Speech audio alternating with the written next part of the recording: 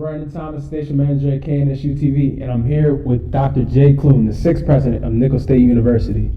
Dr. Clune, we're in the middle of a health crisis right now. COVID-19 is ravaging the country. We just wanted to hear some words from you on how Nicholls State is going to take actions going forward. Sure. I'm happy to be here to talk to our student population. These have been difficult times. Had to make some painful decisions.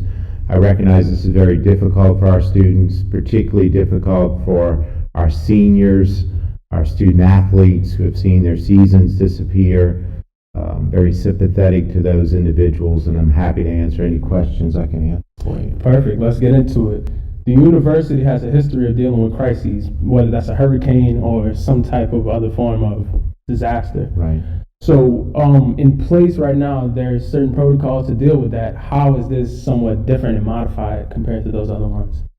Yeah, we have an emergency management plan. We also have an infectious disease plan, so it is a little different, Brandon. But we go through a number of steps, and the great challenge of this is things are moving so rapidly. You're quickly running through those steps. So we're trying to stay one step ahead of state or federal restrictions, and that's why students have seen so much change so fast.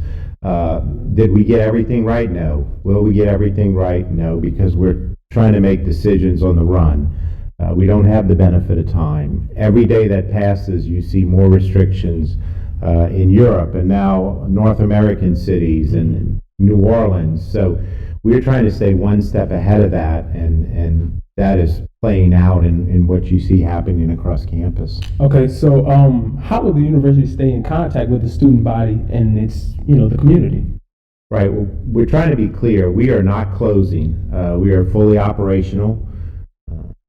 We communicate like we always have today. All of our employees are on campus, or a great majority of them. Tomorrow we're going to run a drill to see if we can go virtual. So faculty, staff will still be in communication. They'll be working remotely. And that is a drill to make sure we're ready to go should we have to go. And that is a very real possibility today, that we could go to a lockdown, and we want to be ready for that. So that's the purpose of tomorrow's drill. But we are fully operational. I think in the online environment, students might realize the faculty members contacting them more than they did in the physical environment. Same with staff. They'll be reaching out, whether it's office staff in the department or the counseling center, the wellness center, whatever they need. So there'll be constant communication with students. On March the 12th, the university, along with most of the other universities in the state, decided to go online with virtual classrooms. So how will accommodations be met to students with learning disabilities, for instance, people with dyslexia or the British Independence Program? Yeah, that's a serious concern. The online environment is not conducive to everyone.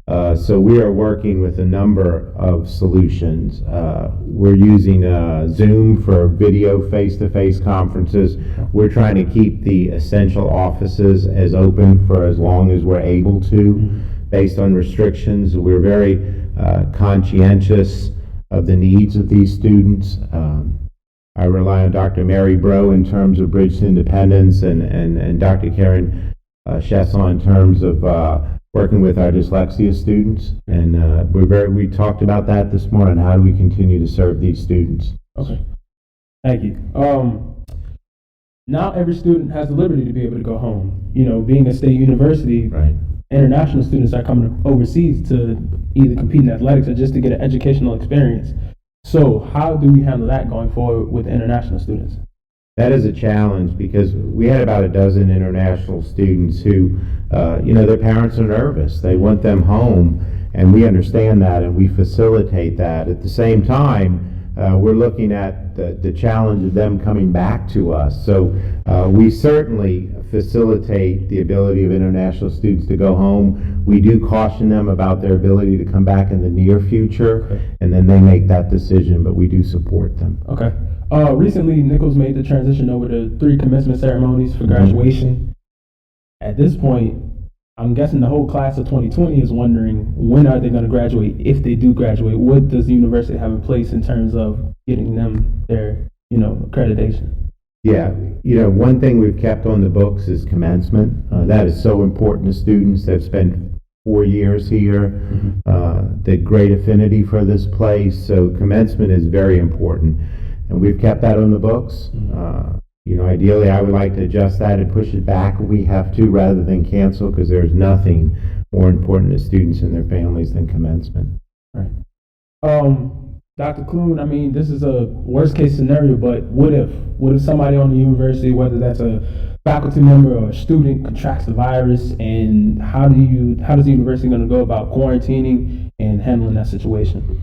Right. So what I wanted to explain is we have a process now. So if you feel like you may be symptomatic, you're to contact your healthcare provider, your primary care physician. If you don't have one, you can call the Student Health Center, and we will walk you through the symptoms, and then we'll make the call to the emergency room and share your symptoms. They're asking that students just not show up at the emergency room, and you can understand that.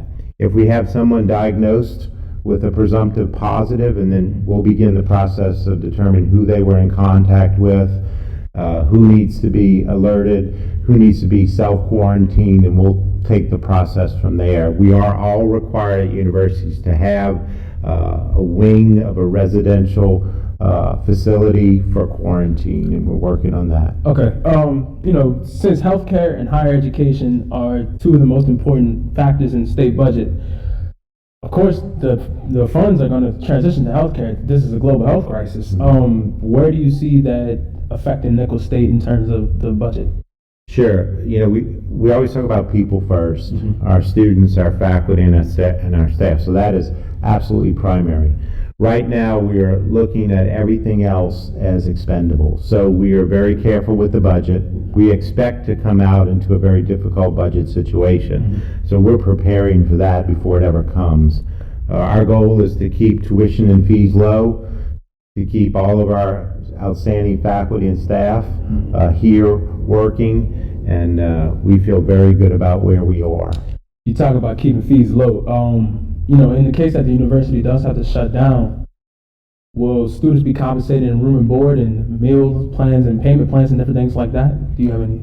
Yeah, a lot of universities are going through this right now. We're going to do the right thing for our students. We've been discussing this from day one. What do we do when students begin to leave? A prorated refund on room and board, or housing and dining. Right. So we're in discussions right now, but we recognize that students left for very good reasons, and we'll take care of those students. Well, Dr. Clune, I would like to thank you for your time, taking time out today to come and talk to us and brief the community on this sensitive situation, and it's fluid and it's always forever changing. I just like to thank you for taking your time out. Thank you, Brandon. Okay.